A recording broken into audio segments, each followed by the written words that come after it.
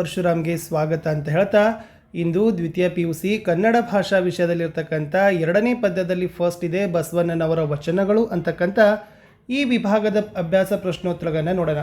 ವಿಡಿಯೋನ like, share ಮತ್ತು subscribe ಮಾಡೋದನ್ನು ಮಾತ್ರ ಮರೆಯದಿರಿ. ವಿಡಿಯೋದ ಡಿಸ್ಕ್ರಿಪ್ಷನ್ ಬಾಕ್ಸ್ನಲ್ಲಿ ನಾನು ಸೆಕೆಂಡ್ PUCಗೆ ಅಪ್ಲೋಡ್ ಮಾಡಿರ್ತಕ್ಕಂಥ ಎಲ್ಲ ವಿಷಯಗಳ ಪ್ಲೇಲಿಸ್ಟ್ ಲಿಂಕ್ ಇದ್ದಾವೆ, ಅವುಗಳನ್ನು ಸಹಿತ ಚೆಕ್ಔಟ್ ಮಾಡಿಕೊಂಡು ವಿಡಿಯೋಗಳನ್ನು ನೋಡ್ಬೋದು. ಲೈಕ್, ಶೇರ್ ಮತ್ತು ಸಬ್ಸ್ಕ್ರೈಬ್ ಮಾಡೋದನ್ನು ಮಾತ್ರ ಮರೆಯದಿರಿ. ನಮ್ಮದೇ ಒಂದು ವಾಟ್ಸಪ್ ಚಾನಲ್ ಇದೆ, ಟೆಲಿಗ್ರಾಮ್ ಗ್ರೂಪ್ ಇದ್ದಾವೆ, ಲಿಂಕನ್ನು ವಿಡಿಯೋದ ಡಿಸ್ಕ್ರಿಪ್ಷನ್ ಬಾಕ್ಸ್ನಲ್ಲಿ ಕೊಟ್ಟಿದ್ದೀನಿ, ಅವುಗಳನ್ನು ನೋಡಿ ಅಂತ ಹೇಳ್ತಾ ಈ ಪಾಠದ ಪ್ರಶ್ನೋತ್ತರಗಳನ್ನು ನೋಡುವ. ಅಭ್ಯಾಸ ಮುಖ್ಯ ಪ್ರಶ್ನೆ ಸಂದರ್ಭ ಸೂಚಿಸಿ ಸ್ವಾರಸ್ಯವನ್ನು ವಿವರಿಸಿರಿ. ಮೊದಲ ವಾಕ್ಯ ಅರ್ಥರೇಖೆ ಇದ್ದಲ್ಲಿ ಫಲವೇನು, ಆಯುಷ್ಯ ರೇಖೆ ಇಲ್ಲದ ನಕ್ಕ ಅಂತ ಇದೆ.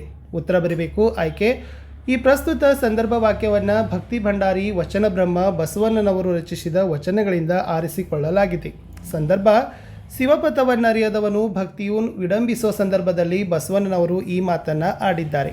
ಸ್ವಾರಸ್ಯ ನೈಜ ಭಕ್ತನ ಲಕ್ಷಣ ಶಿವಪಥವನ್ನರಿತು ನಡೆಯುವುದು, ಇಲ್ಲವಾದರೆ ಅದು ವ್ಯರ್ಥವೆಂದು ಹೇಳುತ್ತಾರೆ ಬಸವಣ್ಣನವರು.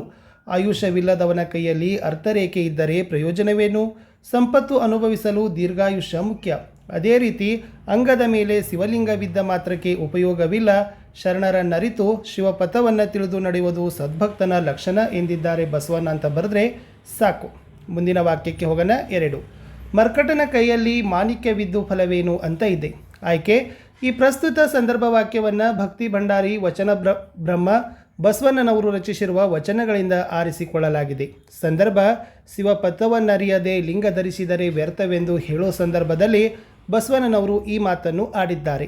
ವಿವರಣೆ ಮಂಗವು ತನ್ನ ಕೈಯಲ್ಲಿರುವ ಮಾಣಿಕ್ಯದ ಮಹತ್ವವನ್ನು ಅರಿಯದು, ಅದರ ಬೆಲೆ ತಿಳಿಯದೆ ಅದನ್ನು ಹೊಡೆದು ಹಾಕಲೂಬಹುದು. ಅದು ಅದರ ಪಾಲಿಗೆ ನಿರುಪಯುಕ್ತ ವಸ್ತು. ಹಾಗೆಯೇ ಲಿಂಗದ ಮಹತ್ವ ಅರಿಯದ ಡಾಂಬಿಕ ಭಕ್ತ ತಾನು ಧರಿಸಿರುವ ಶಿವಲಿಂಗದ ಮಹತ್ವವನ್ನರಿಯದೆ ವರ್ತಿಸ್ತಾನೆ. ಇದರಿಂದ ಯಾವ ಉಪಯೋಗವಿಲ್ಲ. ಇಂಥವನ ಭಕ್ತಿ ಮರ್ಕಟನ ಕೈಯೊಳಗನ ಮಾಣಿಕ್ಯದಂತೆ ಎಂಬುದು ವಚನಕಾರರ ಅಭಿಮತವಾಗಿದೆ. ಪ್ರಶ್ನೆ 3 ದರೆ ಹತ್ತಿ ಉರಿದರೆ ನಿಲ್ಲಲುಬಾರದು ಅಂತ ಇದೆ. ಆಯ್ಕೆ ಈ ಪ್ರಸ್ತುತ ಸಂದರ್ಭ ವಾಕ್ಯವನ್ನು ಭಕ್ತಿ ಭಂಡಾರಿ ವಚನ ಬ್ರಹ್ಮ ಬಸವಣ್ಣನವರು ರಚಿಸಿರುವ ವಚನಗಳಿಂದ ಆರಿಸಿಕೊಳ್ಳಲಾಗಿದೆ. ಸಂದರ್ಭ ರಕ್ಷಕರೇ ಕೊಲ್ಲಲು ನಿರ್ಧರಿಸಿದರೆ ಉಳಿಗಾಲವಿಲ್ಲವೆಂಬುದನ್ನು ವಿವರಿಸುವ ಸಂದರ್ಭದಲ್ಲಿ ಈ ಮಾತು ಬಂದಿದೆ. ವಿವರಣೆ ಮನೆಯ ಒಲೆ ಹತ್ತಿ ಉರಿದಾಗ ಅದರ ಶಾಖವನ್ನು ತಾಳಿಕೊಂಡು ನಿಲ್ಲಬಹುದು. ತಾವು ನಿಂತ ನೆಲವೇ ಹೊತ್ತಿ ಉರಿಯಲು ಆರಂಭಿಸಿದರೆ ತಾಳಿ ನಿಲ್ಲಲು ಬದುಕುಳಿಯಲು ಸಾಧ್ಯವೇ? ಹೀಗಾಗಿ ಕಾಪಾಡುವ ಸ್ಥಾನದಲ್ಲಿರುವವರು ಹೊಣೆಯರಿತು ವರ್ತಿಸಬೇಕೆಂದು ವಚನಕಾರರು ಹೇಳಿದ್ದಾರೆ. ಮುಂದಿನ ವಾಕ್ಯ ತಾಯ ಮೊಲೆವಾಲು ನಂಜಾಗಿ ಕೊಲ್ಲುವಡೆ ಅಂತ ಇದೆ. ಆಯ್ಕೆ ಈ ಪ್ರಸ್ತುತ ಸಂದರ್ಭ ವಾಕ್ಯವನ್ನು ಭಕ್ತಿ ಭಂಡಾರಿ ವಚನ ಬ್ರಹ್ಮ ಬಸವಣ್ಣನವರ ರಚಿಸಿರುವ ವಚನಗಳಿಂದ ಆರಿಸಲಾಗಿದೆ. ಸಂದರ್ಭ ಕಾಯಬೇಕಾದವರೇ ಕೊಲ್ಲಲು ನಿಂತರೆ ಪರ್ಯಾಯ ಮಾರ್ಗ ದುಸ್ತರವೆಂಬುದನ್ನು ವಿವರಿಸುವಾಗ ಈ ಮಾತು ಬಂದಿದೆ. ವಿವರಣೆ ತಾಯಿ ಮಗುವಿನ ಪಾಲಿಗೆ ಸರ್ವಸ್ವ, ಅವಳ ಎದೆಹಾಲು ಅಮೃತೋಪಮ. ಮಗುವಿನ ಪಾಲಿನ ದೈವವಾದ ತಾಯಿಯ ಎದೆಹಾಲೇ ವಿಷವಾದರೆ ಮಗು ಇನ್ನಾವ ತೊರೆವ ಅವಕಾಶಕ್ಕೆ ಕೈಯೊಡ್ಡಲು ಸಾಧ್ಯ? ತಾಯಿ ಮಗುವಿನ ನಡುವೆ ಇನ್ನಾರೂ ಬರಲು ಅಸಾಧ್ಯ. ತಾಯಿಯೇ ಆ ಹೊಣೆ ಅರಿಯದೆ ವರ್ತಿಸಿದರೆ ಮಗುವಿಗೆ ಮೃತ್ಯುವೇ ಗತಿ. ಹೀಗೆ ನಂಬಿದವರ ಪಾಲಿಗೆ ತಮ್ಮ ಮೇಲಿನ ನಂಬಿಕೆಯನ್ನು ಹೊಣೆಯರಿತವರು ಉಳಿಸಿಕೊಳ್ಳಬೇಕೆಂಬುದೇ ಸಾರ ಅಂತ ಬರೆದ್ರೆ ಸಾಕು. ಇನ್ನು 1 ಮಾರ್ಕಲ್ಲಿ ನಿಮಗೆ ಕೇಳಬಹುದು, ಬಹು ಆಯ್ಕೆ ಬಿಟ್ಟ ಸ್ಥಳ ಮತ್ತು ಹೊಂದಿಸಿ ಬರೆಯರಲ್ಲಿ ತನು ಯಾವಾಗ ಕರಗಬೇಕು? ಮನ ಬೆರೆತಾಗ.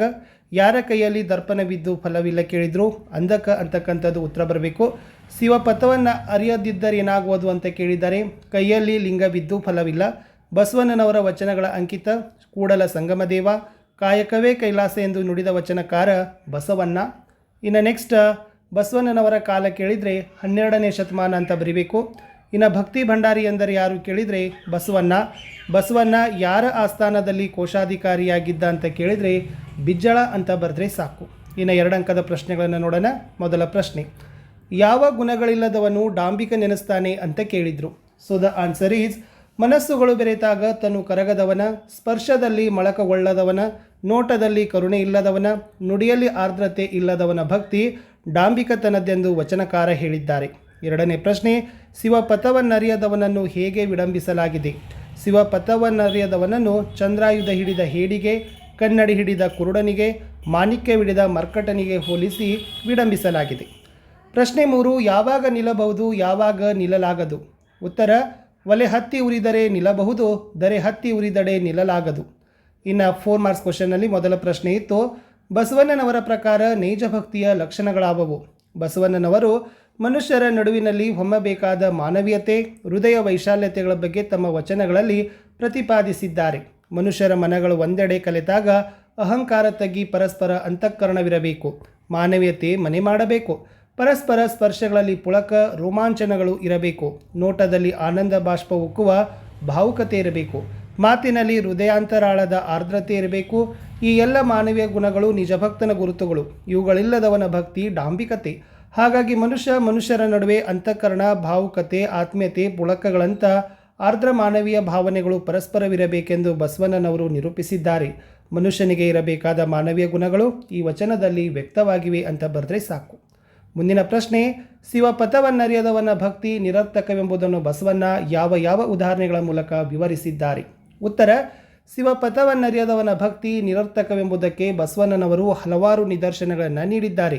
ನೈಜ ಭಕ್ತನಲ್ಲದವನ ಭಕ್ತಿಯನ್ನು ಆಯುಷ್ಯವಿಲ್ಲದವನ ಕೈಯೊಳಗನ ಅರ್ಥರೇಖೆಗೂ, ಹೇಡಿಯ ಕೈಯಲ್ಲಿರುವ ಚಂದ್ರಾಯುಧಕ್ಕೂ, ಕುರುಡನ ಕೈಯ ಕನ್ನಡಿಗೂ, ಮಂಗನ ಕೈಯೊಳಗನ ಮಾಣಿಕ್ಯಕ್ಕೂ ಹೋಲಿಸಿ ಶಿವಶರಣವನ್ನರಿಯದವರ ಕೈಯಲ್ಲಿ ಲಿಂಗವಿದ್ದು ಪ್ರಯೋಜನವಿಲ್ಲ ಎಂದಿದ್ದಾರೆ. ಶಿವಲಿಂಗವನ್ನು ಕೈಯಲ್ಲಿ ಹಿಡಿದ ಮಾತ್ರಕ್ಕೆ ಆತ ಭಕ್ತನಲ್ಲ, ಹಿಡಿದರೂ ಅದು ನಿರರ್ಥಕ ಭಕ್ತಿಯ ದಾರಿ ಎಂಬುದು ಅವರ ಅಭಿಮತವಾಗಿದೆ.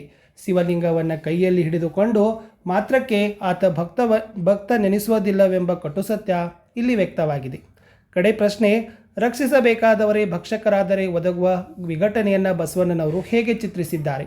ಉತ್ತರ, ನಮ್ಮನ್ನು ಕಾಯಬೇಕಾದವರೇ ಕೊಲ್ಲುವ ಸಂಚು ಹೂಡಿದಾಗ ಇನ್ನಾರೂ ಕಾಯಲಾರರೆಂಬ ಸಂಗತಿಗಳನ್ನು ಬಸವಣ್ಣನವರು ತಮ್ಮ ವಚನಗಳಲ್ಲಿ ಹಲವು ನಿದರ್ಶನಗಳೊಂದಿಗೆ ಸೊಗಸಾಗಿ ಚಿತ್ರಿಸಿದ್ದಾರೆ.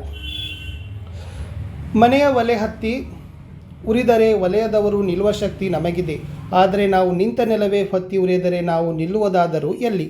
ಕೆರೆಯ ಏರಿಯೇ ನೀರನ್ನೆಲ್ಲ ಕುಡಿದರೆ ಕೆರೆಯ ನೀರಿಗೆ ರಕ್ಷಣೆ ಇರದು. ಬೇಲಿ ಇರುವುದು ಬೇಳೆಯನ್ನು ರಕ್ಷಿಸಲು. ಅದೇ ಬೆಳೆಯನ್ನು ಮೇಯ್ದರೆ ಹೇಗೆ? ಅದರಂತೆಯೇ ಮನೆಯನ್ನು ಪಾಲಿಸಬೇಕಾದ ಗೃಹಿಣಿ ತಾನೇ ಕಳ್ಳಿಯಾದರೆ, ಅಮೃತವಾಗಬೇಕಾದ ತಾಯಿಯ ಎದೆ ಹಾಲು ನಂಜಾಗಿ ಕೊಲ್ಲುವಂತಾದರೆ, ಈ ಎಲ್ಲ ವಿಘಟನೆಗಳು ಕೂಡ ಕಾಯುವ ದೈವದ ಕೊಲ್ಲುವ ಬುದ್ಧಿಯಾಗಿದೆ. ಹೀಗಾದಲ್ಲಿ ರಕ್ಷಿಸಲು ಇನ್ನಾರಿಗೂ ಸಾಧ್ಯವಿಲ್ಲ ಎಂಬುದನ್ನು ಬಸವಣ್ಣ ವಿವರಿಸಿದ್ದಾರೆ. ರಕ್ಷಕರೇ ಭಕ್ಷಕರಾದಾಗ ಬೇಲಿಯೇ ಎದ್ದು ಹೊಲ ಮೇಯ್ದಂತೆ ಎಂಬ ಗಾದೆಗಳನ್ನು ಹೋಲಿಕೆಯೊಂದಿಗೆ ದೇವರ ಕರ್ತವ್ಯವನ್ನು ಎಚ್ಚರಿಸುವ ಪ್ರಯತ್ನ ಬಸವಣ್ಣನವರಲ್ಲಿ ವ್ಯಕ್ತಪಡಿಸಿದ್ದಾರೆ ಅಂತ ಬರೆದ್ರೆ ಸಾಕು. ಇಷ್ಟಿತ್ತು